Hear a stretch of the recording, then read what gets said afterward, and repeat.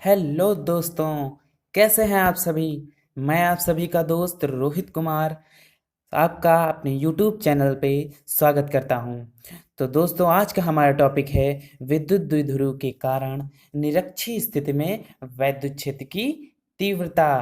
तो अगर जो इससे पहले हमारी अक्षीय स्थिति में वैद्युत क्षेत्र की तीव्रता वाली वीडियो आपने नहीं देखी तो उसको जा करके देखें, और अगर पसंद आती है तो लाइक करना ना भूलें। दोस्तों, हमारे चैनल को सब्सक्राइब कर लें और बेल आइकन भी प्रेस कर दें ताकि हमारे वीडियो की नोटिफिकेशन सबसे पहले आप तक पहुंच सके।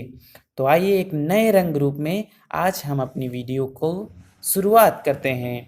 तो दोस्तों, विद्युत द्विध्रुव के कारण निरक्षीय स्थिति में वैद्युत क्षेत्र की तीव्रता इंग्लिश में कैसे बोलेंगे? Intensity of electric field due to electric dipole on the equatorial line. इसको दोस्तों एक अलग तरीके से भी क्वेश्चन बना के पूछा जा सकता है, तो आइए हम वो भी जान लेते हैं। तो ये लिखा है हमारा दोस्तों विद्युत, और ये द्विध्रुव यानी विद्युत द्विध्रुव के कारण उसकी निरक्ष रेखा या विषुवतीय रेखा, इसको क्या बोलते हैं? विषुवतीय रेखा भी बोलते हैं, पर स्थित बिंदु पर विद्युत क्षेत्र की तीव्रता को बच्चों विद्युत क्षेत्र, मात्र विद्युत क्षेत्र भी बोलते हैं। तो आइए हम सबसे पहले इसका डायग्राम समझते हैं। तो उसमें आपने देखा था क्या होता था कि हमारा एक सिस्टम होता था ए और बी। क्या होता था? ए और बी हमारा एक सिस्टम होता था, और उसी के पैरेलल लाइन में, उसी की सीध में एक बिंदु होता था जहां पर हमें वैद्युत क्षेत्र की तीव्रता ज्ञात करनी थी। परंतु दोस्तों इसमें क्या है? विषुवतीय रेखा पर स्थित बिंदु है, अर्थात कि हमारे सिस्टम यानी हमारा जो द्विध्रुव है उसके परपेंडिकुलर लाइन पे किसी बिंदु P पर हमें वैद्युत क्षेत्र की तीव्रता ज्ञात करनी है। तो चलिए बढ़ते हैं हमारे डायग्राम की तरफ। तो देखिए, जैसा आप देख पा रहे होंगे कि A और B यानी कि माइनस, एक तरफ माइनस क्यू है और एक तरफ प्लस क्यू है, इन चार से बना हमारा सिस्टम है, जिसके बीच की दूरी क्या है? एक अल्प दूरी है 2L, जिसके मध्य बिंदु से इधर की दूरी L और इधर की दूरी भी L है। इससे परपेंडिकुलर किसी बिंदु पर, परपेंडिकुलर रेखा के किसी बिंदु P पर हमें वैद्युत क्षेत्र की तीव्रता ज्ञात करनी है। तो पहले आइए हम इसकी लैंग्वेज को समझ लेते हैं। तो देखिए आपके सामने लिखा होगा, माना एक द्विध्रुव विद्युत द्विध्रुव ए बी एक ऐसे माध्यम में स्थिर है जिसका परावैद्युतांक k है। बिंदु O से मित्रों r दूरी पर एक बिंदु P स्थित है, आप चित्र में देख पा रहे होंगे, जहां पर विद्युत क्षेत्र की तीव्रता ज्ञात करनी है। हमें वहां पर विद्युत क्षेत्र की तीव्रता ज्ञात करनी है दोस्तों। अब प्लस क्यू आवेश के कारण विद्युत क्षेत्र की तीव्रता E1 है। आप इस डायग्राम में देख पा रहे होंगे कि प्लस क्यू आवेश ये है, और इसी की सीध में इसकी तीव्रता क्या है? E1। अब आपके मन में दोस्तों एक सवाल उठेगा कि यह तीव्रता उधर की ओर इसके आगे क्यों है? क्योंकि मैंने आपको पहले भी बताया है कि जब प्लस क्यू आवेश होता है उसी की दिशा में तीव्रता की दिशा होती है। तो ये प्लस क्यू आवेश है, इसलिए इस दिशा की ओर इसकी तीव्रता की दिशा हो गई। तो E1 हो गई हमारी वैद्युत क्षेत्र की तीव्रता प्लस क्यू आवेश के कारण, जिसे दो घटकों E1 cos थीटा व E2 sin थीटा में वियोजित किया गया है। E1 को किन दो घटकों में? एक ये घटक हो गया हमारा और एक ये घटक हो गया, E1 cos sin थीटा और E2 cos थीटा में विभाजित किया गया है। ऐसे ही माइनस क्यू आवेश के कारण वैद्युत क्षेत्र की तीव्रता E2 है, जिसे दो घटकों E2 sin थीटा व E2 cos थीटा में वियोजित किया गया है। दोस्तों आप यहाँ पे देखिए, ये जो माइनस क्यू है, ये माइनस क्यू जो है इसके इसी की लाइन पे इसके विपरीत दिशा में है, क्योंकि हमने बताया था प्लस क्यू आवेश की दिशा में होता है परंतु माइनस क्यू आवेश के विपरीत दिशा में। तो माइनस क्यू आवेश यह था, इसके इस दिशा में, इसकी सीध में ना होकर के इसकी विपरीत दिशा में हमारी विद्युत क्षेत्र की तीव्रता E2 है, क्योंकि यह आवेश कैसा है, माइनस है, इसलिए विपरीत हो गई। अब E2 के घटक कौन कौन से हैं हमारा, एक यह घटक है मित्रों, ये देखिए हमने एरो लगा के लिखा है E2 sin थीटा, और एक ये घटक है, तो ये E2 sin थीटा। अब दोस्तों आप देख रहे होंगे कि E1 cos थीटा और E2 cos थीटा एक ही सीध रेखा में है, इसीलिए हमने इसको समझने के लिए इसका एक दूसरा भी डायग्राम बना रखा है दोस्तों। तो आप समझ रहे होंगे कि E1 sin थीटा और इसके दूसरे नीचे क्या है, E2 sin थीटा। मित्रों यहाँ पे sin थीटा छूट गया है, तो आप लिख लीजिए E2 sin थीटा। नहीं मित्रों, ये लिखा हुआ था पहले से ही, तो कोई बात नहीं, चलिए आगे बढ़ते हैं। E1 sin थीटा और ये E2 sin थीटा। अब आप देख रहे होंगे कि ये दोनों क्या हैं, एक दूसरे से विपरीत हैं, परंतु ये E1 cos थीटा और E2 cos थीटा क्या थे, एक ही लाइन पे थे, इसलिए ये टोटल क्या होंगे, जुड़ जाएंगे। तो आइए आगे बढ़ते हैं हम। अब मित्रों जैसे कि यहाँ लिखा है कि E1 sin थीटा व E2 sin थीटा बराबर व विपरीत हैं, जो एक दूसरे को क्या कर देंगे, आप ही बताइए, निरस्त कर देंगे। जबकि E1 cos थीटा व E2 cos थीटा एक ही दिशा में होने के कारण क्या हो जाएंगे, जुड़ जाएंगे।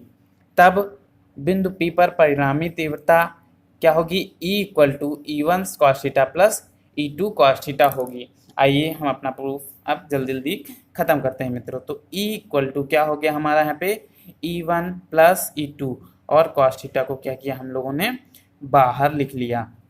अब प्लस Q आवेश के कारण हम क्या लिखेंगे, प्लस Q आवेश के कारण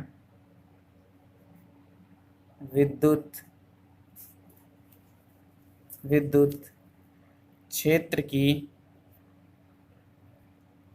तीव्रता क्या हो जाएगी मित्रों, E1 = 1/4πε0 K into Q upon दूरी कितनी है, प्लस Q आवेश से, यहाँ से देखिए प्लस Q आवेश से दूरी कितनी है, P बिंदु की √r² प्लस L²। अब पूछेंगे कि आपकी यह r² L² कहाँ से आया मित्रों। अब इस समकोण त्रिभुज में देखिए POB में हमारा आधार कितना है, L है, और हमारा जो लंब है वो कितना है, R है। तो हम कर्ण कैसे निकालेंगे, पाइथागोरस प्रमेय से कर्ण निकाल लेंगे। क्या होता है पाइथागोरस प्रमेय कि कर्ण का स्क्वायर क्या होता है, आधार, कर्ण का स्क्वायर क्या होता है, आधार का स्क्वायर, आधार क्या है, L² प्लस लंब का स्क्वायर यानी R²। तो हमारा यहाँ से कर्ण निकल के क्या आ जाएगा, √r² प्लस L²। तो यह दूरी हमारी r² प्लस L² हो गई। तो क्लियर हो गया मित्रों। आइए अब हम नेक्स्ट अपने प्रूफ की ओर बढ़ चलते हैं। तो यहाँ पे दूरी हम कितनी लिख देंगे, √r² प्लस L² लिख देंगे, का होल ऑफ स्क्वायर होगा, ठीक है। तो अब हमारी यहाँ से तीव्रता निकल करके क्या आ जाएगी, Q/r² प्लस L²। ठीक है मित्रों। अब आगे बढ़ें। माइनस Q आवेश के कारण विद्युत क्षेत्र की तीव्रता, ये लिख गया। तो हम इसको क्या करेंगे, E2 नाम से पुकारेंगे, 1/4πε0 के। चूँकि वीडियो लंबा ना हो इसलिए हम बच्चों आपको शॉर्ट में बताते चलते हैं, आप समझते चलिएगा। अगर जो कहीं पे आपको लग रहा हो कि वीडियो बहुत फास्ट हो रही है तो आप उसको स्लो करके भी देख सकते हैं, या पॉज कर करके नोट्स भी बना सकते हैं, ठीक है। तो Q/√, से ये स्क्वायर हट गया तो L² प्लस r² हो गया।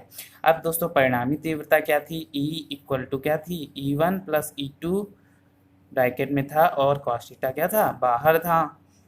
तो E1 की जगह हम उसका वैल्यू पुट करेंगे तो क्या होगा, 1/4πε0 के Q/√r² प्लस L²। सॉरी, √ नहीं है बच्चों, केवल r² प्लस L² है, और यहाँ पर 1/4πε0 के Q/r² प्लस L²। और इसको क्या करेंगे, एक बड़े ब्रैकेट में बंद कर देंगे, और इधर क्या लिख देंगे, cos थीटा। अब क्या होगा, हम देखेंगे कि यह टर्म और यह टर्म दोनों क्या हैं, कैसे हैं, सेम है, तो ये क्या होंगे, जुड़ जाएंगे। तो ये क्या हो जाएगा, एक और एक जुड़ के कितना होता है, 2। तो हम यहाँ पे क्या लिख दें, 2 टाइम्स 1/4 पाई एप्सिलॉन 0 के q upon r square plus l square, और यहाँ क्या लिख देंगे, कॉस थीटा। ठीक है, अब बढ़ते हैं आगे अपने प्रूफ में आगे की तरफ। तो मित्रों अब हम देखेंगे कि यहाँ पे क्या टर्म बचा था, कॉस थीटा। तो आइए कॉस थीटा की वैल्यू हम अपने डायग्राम से निकाल लेते हैं और देखते हैं क्या है।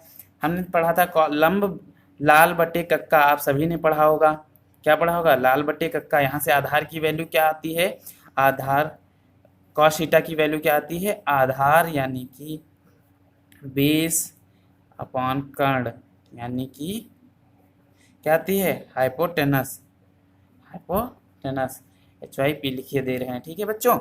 तो अब क्या, हाइपोटेनस, तो अब क्या होगा, कॉस थीटा की वैल्यू हमारी क्या होगी, बेस कितना है, L है, और कर्ण कितना है, कर्ण यहाँ से कितना है, √r² प्लस L²। तो कॉस थीटा की हमारी वैल्यू निकल करके आ गई है। तो अब यहाँ से हमने जहाँ से अपना प्रूफ छोड़ा था उसके आगे देखिए, अब क्या होगा, E = 2 टाइम्स 1/4 पाई एप्सिलॉन 0 के into q upon r square plus l square, एक ब्रैकेट में लिख लेंगे, और यहाँ पे हम क्या डाल देंगे, कॉस थीटा की वैल्यू डाल देंगे, L/√L² plus r square. Under root का मतलब क्या होता है दोस्तों, कि उसकी पावर हाफ होना। तो आइए हम लिख लेते हैं इस तरीके से कुछ, कैसे होगा, L/ इसकी पावर कितनी होगी, हाफ लिख लेंगे, की पावर हाफ। अब आप देखेंगे दोस्तों क्या होगा कि ये इसकी पावर 1 होती है और ये कितनी है, हाफ। तो जब मल्टीप्लाई होता है, गुणा होता है, तो घातें क्या होती हैं, जुड़ जाती हैं। तो ये 1 और हाफ जुड़कर कितना हो गया, 1 और हाफ जुड़कर कितना हो गया, 3/2। तो आइए हम क्या लिख लेते हैं, 1/4 पाई एप्सिलॉन 0 के, और ऊपर क्या होगा, Q into L, Q into L, और ये दोनों जुड़ करके क्या हो गया, R² प्लस L² की पावर 3/2। अब देखिए दोस्तों, यहाँ से 2QL यानी 2Q इंटू 2L ऐसे भी लिख सकते हैं, Q इंटू 2L, और 4 पाई एप्सिलॉन 0 के R² प्लस L² की पावर 3/2। ठीक है, तो आइए, अब ये Q इंटू 2L क्या था, P था, जिसको हम क्या बोलते हैं, विद्युत द्विध्रुव आघूर्ण, क्या बोलते हैं, विद्युत द्विध्रुव आघूर्ण बोलते हैं। और चूंकि हमारी L जो दूरी है वो very very very less than है किससे, R से, तो L² तो और भी लेस देन हो जाएगी किससे, R² से।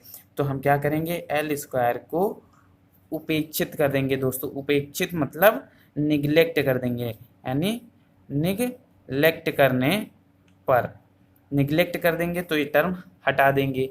तो टर्म हटाने के बाद हमें जो मिलेगा वो क्या मिलेगा, E क्या मिलेगा मित्रों, हमें मिलेगा 2L की जगह हम रख देंगे P, और 1/4 पाई एप्सिलॉन 0 के ऐसे ही उतार लेंगे, और P और इसकी जगह पे हमको क्या मिलेगा, जब हम इसको हटा देंगे तो R² की पावर क्या मिलेगा, 3/2, जो कि क्या हो जाएगा, हो जाएगा E = 1/4 पाई एप्सिलॉन 0 के P/R, ये और ये कैंसिल हो जाएगा, यानी R³ आ जाएगा। अब हमको पता है कि वायु या निर्वात के लिए, किसके लिए, निर्वात के लिए क्या होगा, K = 1, देन हमारा E = 1/4 पाई एप्सिलॉन 0, एप्सिलॉन 0 के बाद K की जगह क्या हो जाएगा, 1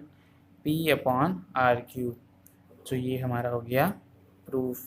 क्या हो गया मित्रों, E = 1/4 पाई एप्सिलॉन 0 P/R³। तो हमने क्या जाना कि निरक्षीय स्थिति में क्या होता है, निरक्षीय स्थिति में यहाँ पर P होता है, और अक्षीय स्थिति में क्या होता है, 2P होता है। तो आप ऐसा समझिए, इसको याद रखने की शॉर्ट ट्रिक क्या है कि अक्षीय और निरक्षीय। अक्षीय कैसा है, छोटा शब्द है तो इसमें ज़्यादा होगा, यानी 2 टाइम्स होगा, और ये निरक्षीय कैसा शब्द है, बड़ा शब्द है, तो इसमें कैसा होगा, छोटा होगा, यानी छोटे में ज़्यादा और बड़े में कम। तो आप हमेशा ये ध्यान रखिए कि निरक्षीय स्थिति में तीव्रता का सूत्र क्या होगा, E = 1/4πε0 P/r³, जहाँ K 1 है वायु या निर्वात के लिए। तो धन्यवाद दोस्तों, आज की वीडियो हमारी आपको कैसी लगी कमेंट करके ज़रूर बताएं। Thank you.